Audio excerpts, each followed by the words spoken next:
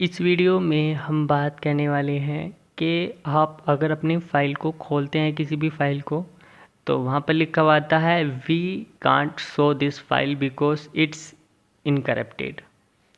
तो बेसिकली ये क्या इशू रहता है जो हमें दिखाई देता है, ये इसको हम कैसे सोल्व कर सकते हैं या इसको कैसे अवॉइड कर सकते हैं या इसको जो इसका सल्यूशन हो भी सकता है या नहीं, ये मैं आपको इस वीडियो में बताने वाला हूँ। तो वीडियो को आप ज़रूर देखिएगा।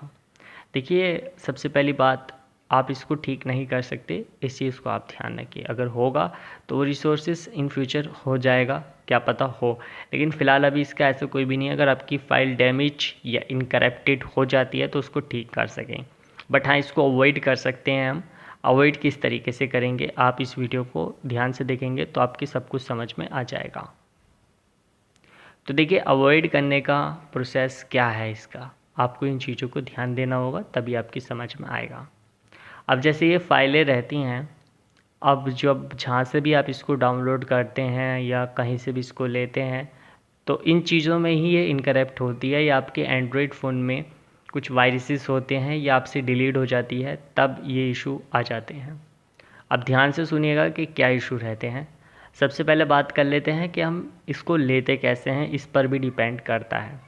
डिपेंड मीन्स, अगर जैसे आप किसी भी सोर्सेज से किसी भी फाइल को डाउनलोड करते हैं और वो वेबसाइट उस डॉक्यूमेंट को रखने के लिए बिल्कुल एलिजिबल नहीं है, उसके अंदर इतना रिसोर्सेज नहीं है वेबसाइट के अंदर और इतनी स्टोरेज नहीं रखती वो वेबसाइट, तो उस सिचुएशन में कुछ फ़ाइलें वहाँ पर डैमेज हो जाती हैं और डैमेज फ़ाइल डाउनलोड हो जाती हैं। सिंपल सी बात है, कोई सी भी आप चीज़ डाउनलोड करेंगे, डैमेज हो, इनकरप्टेड हो, कोई से भी फॉर्मेट की फ़ाइल हो, वो आप बेसिकली डाउनलोड कर सकते हैं।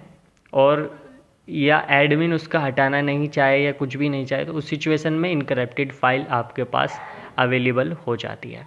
तो वो खुल तो नहीं पाएगी, सिंपल सी बात है, क्योंकि वो डैमेज होगी या इनकरप्टेड होगी, तो वो खुल नहीं पाएगी, बट वो उस वेबसाइट से डाउनलोड हो जाएगी। और जो 50% तक चांस होते हैं वो यही होते हैं कि जहाँ से आप इसको डाउनलोड कर रहे हैं या जहाँ से आप ले रहे हैं वो इनकरप्टेड सोर्स हो जाता है। अब यहाँ पर वेबसाइट कैसे उनको इनकरप्टेड करती है, ये चीज़ें एक दूसरे लेवल पर आ जाती हैं। दूसरी बात, जब आप डाउनलोड करते हैं तो एक अच्छे सोर्सेज से डाउनलोड कीजिए, एक अच्छा ब्राउज़र यूज़ कीजिए। ऐसा नहीं कि थर्ड पार्टी एप्लीकेशन हो गई उनसे उसको डाउनलोड करिए, वेरीफाइड एप्लीकेशन से उसको डाउनलोड करिए, क्रोम वगैरह से, जो कि सही होते हैं।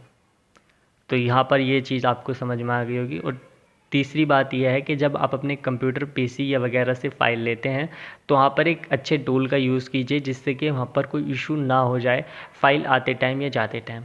तो इस चीज़ का भी आपको ध्यान देना है, वरना बहुत सी फाइल इनकरप्टेड हो जाती हैं तो उसमें इशू आ जाते हैं।